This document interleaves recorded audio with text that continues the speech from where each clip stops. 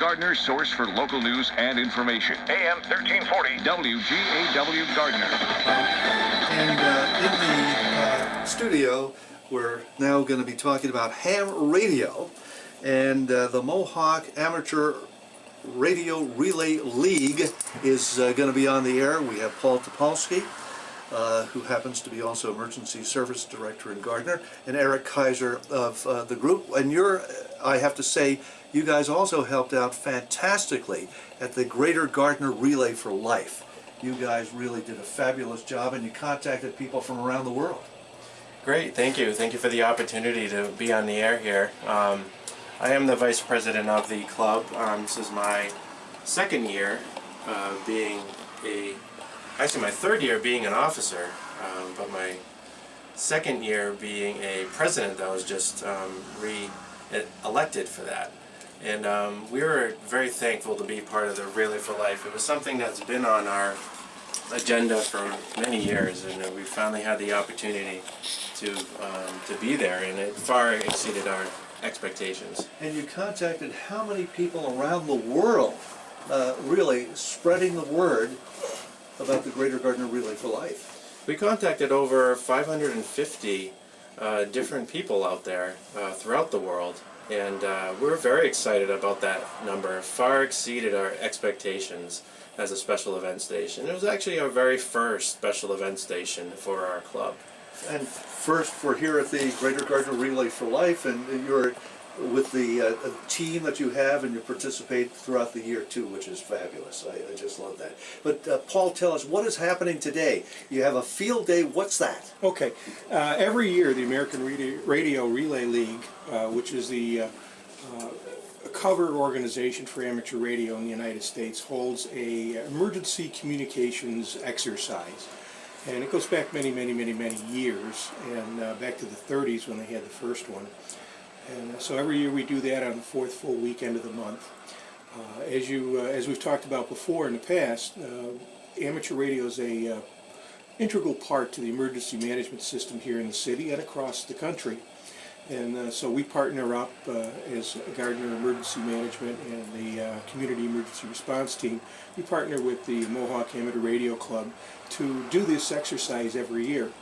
And each year we put in a little different spin on it. While we're doing the shortwave communications, which is typical of ham radio operators, VHF and UHF, we're also doing some concentration on microwaves for data.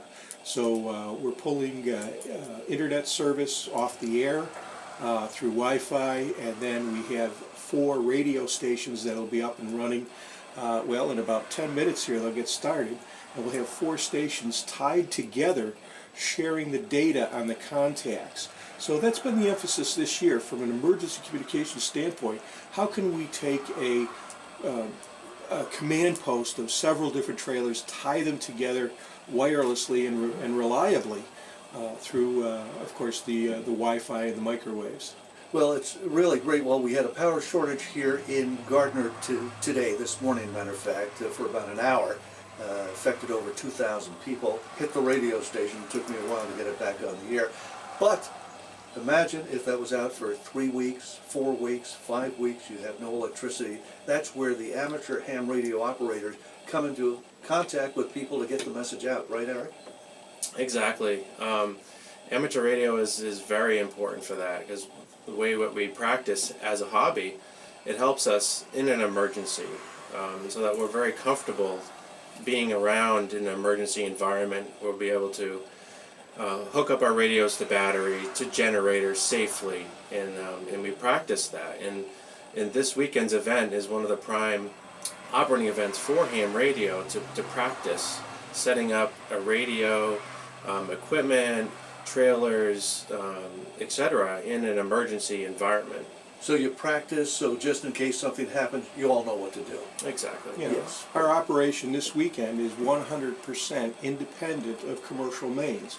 So we're running generators, we're running batteries, we've got a solar station set up to do that kind of thing as well. You know, we've got very large batteries that we operate off of, so yes, even if we run out of gas with the generators, we can get a half a day at full power. We're talking 100-watt radios and multiples of them to keep us going. So it's all part of that let's be prepared theme.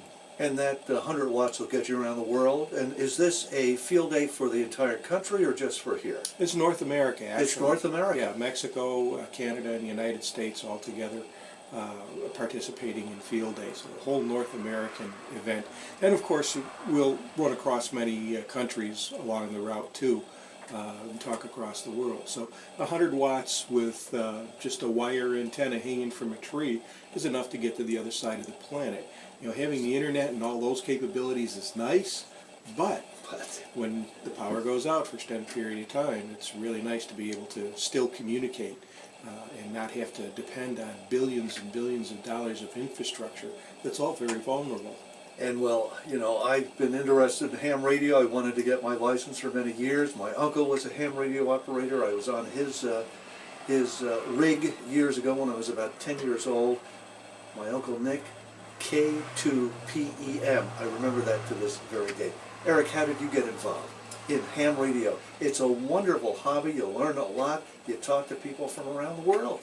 Yeah, I've actually started with radio from my stepfather. He's really into listening, and then came the ice storm, and I was looking to myself, well, how can I make a difference? You know, I was one of those thousands of people without power, twiddling my thumbs for a while, and thinking, well, I'm an able-bodied, what can I do? So I did some research and found Paul's group, the CERT group, and he was planning on doing a second training, and I was a part of that training. I did the many-week course with him on Saturdays. I was very excited about that, and him being a ham radio operator, as well as others in the group, got me excited to take one of his classes. And Paul actually hosted a class, many classes. He did a class for starting out as a beginner ham. I took that one, and then I took my general class and my test, and here I am. You know, it definitely takes somebody to mentor you through, as we call it, Elmers, and Paul is definitely one of those guys. And Paul, you're going to have classes coming up this next year too for anybody who is interested. And my understanding is you do not need Morse code for the first couple of licenses. Is that correct? Yeah, Morse code as a requirement has been eliminated completely from the hobby. Oh, no kidding. However, it is still a very popular way to communicate. Morse code is very simple, and it requires very little equipment. And because it's such a narrow bandwidth mode, it gets through when many other modes simply can't. On the short waves, the voice mode predominantly is single sideband, which is a component of amplitude modulation, or AM, like your station. But it requires a little bit more power to cover the same distance. Morse code, working with 5 watts, 1 watt, less than a watt, has the capability of talking to the other side of the planet. Okay. And that's a very big part of the hobby. There's a lot of people, we call that QRP, or low power operating, and Morse code is the primary mode for it. It's a lot of fun. Morse code takes a little bit of time and dedication to learn, but it's not impossible.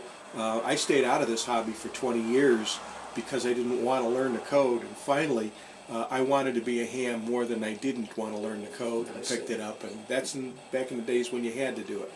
And people who need to get in touch with you guys, how can they do? Do you have a website, Facebook site? Yes, we have both. We have a website and we have a Facebook site. You can look for Mohawk Amateur Radio Club on Facebook, and we also have a website, MohawkARC.org.